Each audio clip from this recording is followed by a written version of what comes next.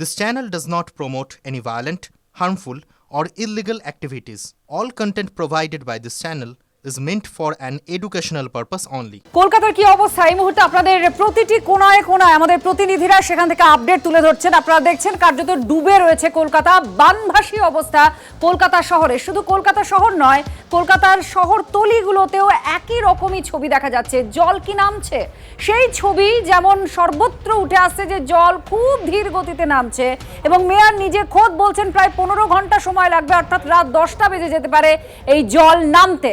আর এই পরিস্থিতির মধ্যেই আবার আশঙ্কার মেঘ, আরও বৃষ্টি হবে এমনই পূর্বাভাস দেওয়া হচ্ছে।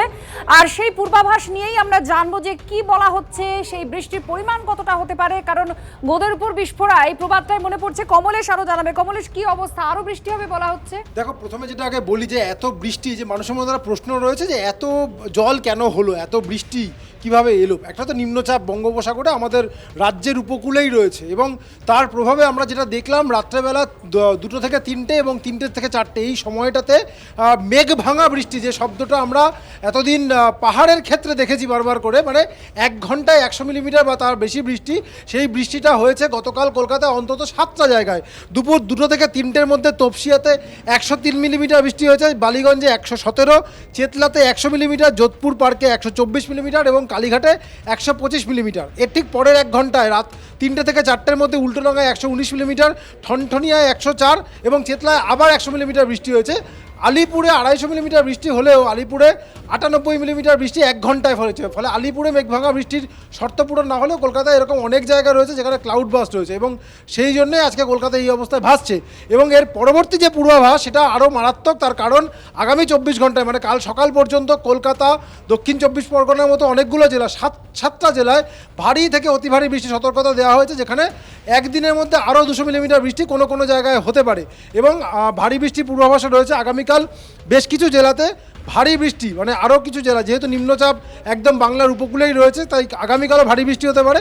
এবং তার পরবর্তীকালে যেহেতু আরও একটা নিম্নচাপ সৃষ্টি হতে চলেছে, সেটা গভীর নিম্নচাপে পরিণত হবে, তার প্রভাব পঞ্চমীর দিনও উপকূল এবং উপকূল লাগোয়া পশ্চিমাঞ্চলে বেশ কিছু জেলায় ভারী বৃষ্টির পূর্বাভাস রয়েছে। অর্থাৎ বৃষ্টির যে বিপত্তি এই পুজোর মরশুমে সেটা কিন্তু সহজে পিছু ছাড়বে না। আত্রই শুধু বিপত্তি নয়, একেবারে দুর্ভোগ, দুর্যোগ বলা যায়। এই মুহূর্তে আপনারা যে ছবি দেখতে পাচ্ছেন, আমাদের প্রতিনিধিরা বিভিন্ন জায়গা থেকে এই ছবি পাঠিয়েছেন। মা ফ্লাইওভার থেকে উপরে দাঁড়িয়ে শহরের যে ছবি আপনারা দেখতে পাচ্ছেন সেই ছবি দেখুন, একেবারে বিভীষিকা। এই ছবি রীতিমতো আতঙ্ক ধরাবে। বাড়ি থেকে বেরোবেন কি বেরোবেন না এটা ভাববেন, কিন্তু বহু মানুষ বাধ্য, গন্তব্যে পৌঁছতে হবে তাদের, রাস্তায় বেরোতে হবে, কিন্তু ভোগান্তির শেষ নেই। সেই ছবি আপনারা দেখছেন। বহু মানুষের গাড়ি খারাপ হয়ে গিয়েছে, 4 চাকাগুলো জলের তলায়, বাস দাঁড়িয়ে পড়েছে, অটো নেই, নাজেহাল পরিস্থিতি রয়েছে সাধারণ মানুষের। সল্টলেকের দিকে যে কটা বৃষ্টিমেয় বাস যাচ্ছে তার বাদুড়টি দেখাচ্ছি সামনে। এইরকমই জলের মধ্যে দিয়ে হাতে গোনা কয়েকটা বাস যাচ্ছে। দীর্ঘক্ষণ দাঁড়িয়ে থাকার পর উল্টোডাঙ্গা স্টেশন থেকে মানুষ বাস পাচ্ছেন, কিন্তু তাতেও ওঠার এইরকমই, তার যে ভিড় সেই ভিড়ের চেহারাটা এরকমই। কার্যত গেটে ঝুলে যে বাসের পাদানি পর্যন্ত জলের তলায় চলে গেছে, সেই বাসে ঝুলতে ঝুলতে মানুষ যাচ্ছেন সেক্টর 5-এর দিকে, কর্মক্ষেত্রের দিকে। দুর্ভোগকে মাথায় নিয়েই মানুষকে চলতে হচ্ছে। আমি এই মুহূর্তে দাঁড়িয়ে রয়েছি হাটকো থেকে সল্টলেক গেটের দিকে যে রাস্তাটা যাচ্ছে সেই রাস্তায়, এবং সেখানকার এই ছবি, জল ছবি। TV9 বাংলার জন্য সিজার।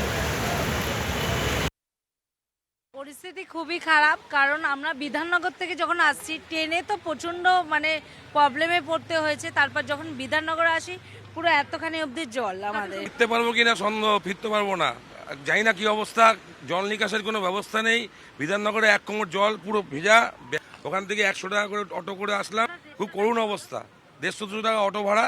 7:30 বেরিয়েছি বাড়ি থেকে, অফিস পৌঁছে 12টার সময়। बहुत ज़्यादा बस आधा बीच में रोक दिया है, उतार दिया, आधा पैसेंजर उतर के फिर आधा चल के आया है लोग। बहुत ही ज़्यादा খারাপ অবস্থা। সমস্যা তো হয়েছে অনেক, দেখুন কি অবস্থা। আমি নিউ টাউনের ওখানটাতে যে আসি, ওখানটাতে জল যে এত দাঁড়িয়েছে, ওখানে রাস্তা ছাড়তে পারছে না লোককে গাড়ি করে যে যারা আসছে। এরকম অবস্থার মধ্যে কখনোই পড়িনি। এত জল, খুবই কষ্টে আসা, আলটিমেট কলেজও হলো না।